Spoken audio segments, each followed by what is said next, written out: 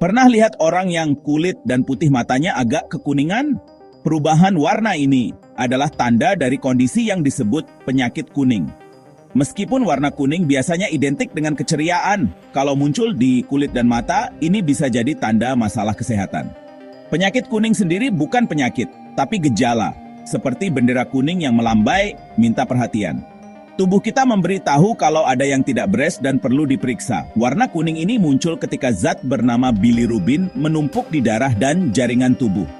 Bilirubin adalah pigmen kuning yang dihasilkan saat sel darah merah dipecah.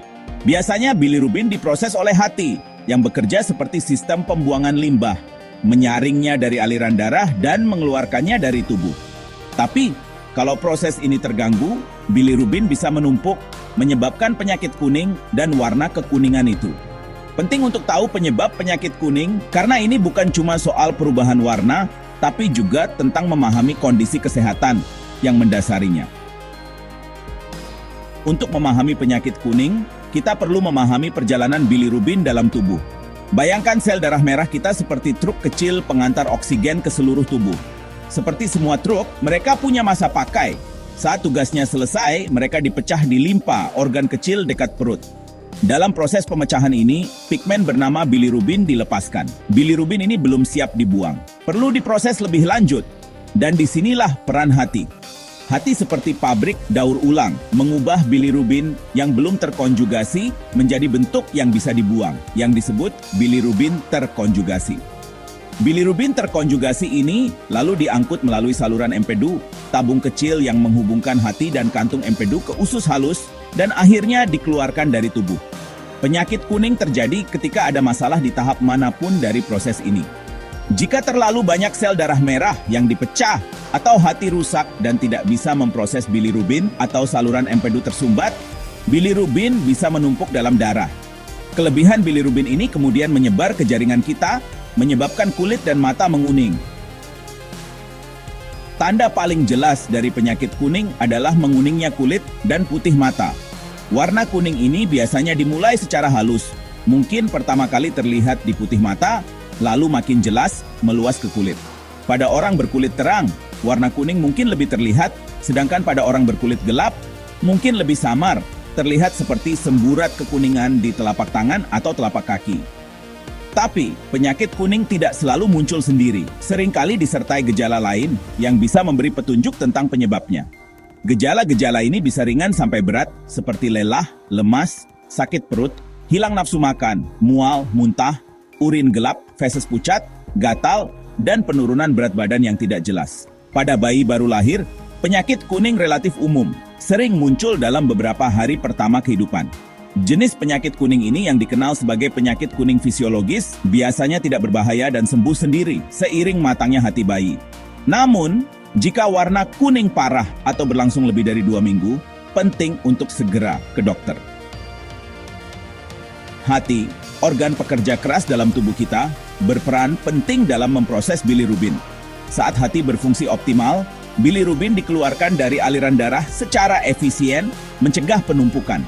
Namun, ketika hati terganggu oleh penyakit atau kerusakan, ia kesulitan menjalankan tugasnya memproses bilirubin, sehingga pigmen ini menumpuk dan menyebabkan penyakit kuning.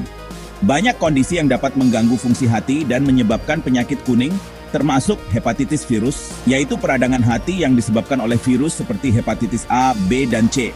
Penyakit hati alkoholik, yaitu kerusakan hati akibat konsumsi alkohol berlebihan. Penyakit hati berlemak non-alkohol, yaitu penumpukan lemak di hati yang sering dikaitkan dengan obesitas dan diabetes. Sirosis, yaitu jaringan parut pada hati dan seringkali merupakan akibat dari penyakit hati kronis, dan kanker hati. Kondisi-kondisi ini dapat mengganggu kemampuan hati untuk memproses bilirubin yang menyebabkan penumpukannya dalam aliran darah. Misalnya, hepatitis virus dapat menyebabkan peradangan hati, mengganggu fungsinya, dan menyebabkan penyakit kuning. Demikian pula, sirosis yang ditandai dengan jaringan parut pada hati, mengganggu aliran darah normal melalui hati, sehingga menghambat kemampuannya untuk memproses bilirubin secara efektif. Setelah hati memproses bilirubin, bilirubin diangkut melalui jaringan saluran empedu ke usus halus untuk dibuang. Namun, seperti kemacetan lalu lintas yang mengganggu arus kendaraan di jalan raya, Penyumbatan di saluran empedu dapat menghambat aliran empedu, menyebabkan penumpukan bilirubin dan penyakit kuning. Beberapa hal dapat menyumbat saluran empedu ini, termasuk batu empedu, yaitu endapan cairan pencernaan yang mengeras dan dapat terbentuk di kantung empedu dan menyumbat saluran empedu. Kanker pankreas, yaitu jenis kanker yang muncul di pankreas dan dapat menyumbat saluran empedu saat melewati pankreas. Dan struktur saluran empedu, yaitu penyempitan saluran empedu dan dapat disebabkan oleh peradangan, infeksi, atau tumor. Ketika aliran empedu tersumbat, bilirubin dapat kembali ke hati dan meluap ke aliran darah, menyebabkan penyakit kuning. Misalnya, batu empedu, seperti kerikil kecil yang dapat terbentuk di kantung empedu, dapat masuk ke saluran empedu, menyumbat aliran empedu, dan menyebabkan penumpukan bilirubin. Demikian pula, kanker pankreas, saat tumbuh, dapat menekan atau menyerang saluran empedu, menciptakan hambatan di jalur empedu dan menyebabkan penyakit kuning. Meskipun gangguan fungsi hati dan penyumbatan empedu adalah penyebab umum penyakit kuning, faktor lain juga dapat menyebabkan warna kekuningan ini. Salah satunya adalah anemia hemolitik, suatu kondisi yang ditandai dengan penghancuran sel darah merah sebelum waktunya. Pada anemia hemolitik, sel darah merah dipecah lebih cepat daripada yang dapat digantikan oleh tubuh, yang menyebabkan peningkatan produksi bilirubin.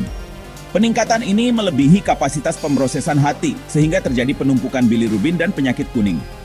Anemia hemolitik dapat diturunkan, seperti pada anemia sel sabit dan talasemia, atau didapat seperti pada kasus anemia hemolitik autoimun. Skenario lain di mana kita melihat penyakit kuning adalah pada bayi baru lahir, terutama bayi prematur. Hati mereka masih berkembang dan mungkin belum cukup efisien untuk memproses bilirubin. Ini sering mengakibatkan bentuk penyakit kuning ringan dan sementara yang disebut penyakit kuning fisiologis yang biasanya sembuh sendiri seiring matangnya hati bayi. Penyakit kuning adalah sinyal jelas bahwa ada yang tidak beres di tubuh kita. Ini bukan penyakit, tetapi gejala yang menunjukkan masalah yang mendasarinya. Seringkali terkait dengan hati, sel darah merah, atau saluran empedu. Mengenali berbagai penyebab penyakit kuning sangat penting untuk diagnosis dan pengobatan yang tepat. Jika Anda atau seseorang yang Anda kenal mengalami penyakit kuning atau gejala-gejalanya, penting untuk berkonsultasi dengan dokter untuk evaluasi menyeluruh. Deteksi dan intervensi dini adalah kunci untuk mengatasi penyebab yang mendasarinya dan mencegah komplikasi potensial. Itulah pembahasan kita tentang penyakit kuning hari ini. Topik kesehatan apa lagi yang ingin Anda jelajahi? Beritahu saya di kolom komentar di bawah. Dan jangan lupa berlangganan channel saya dan aktifkan lonceng notifikasi agar tidak ketinggalan informasi kesehatan selanjutnya.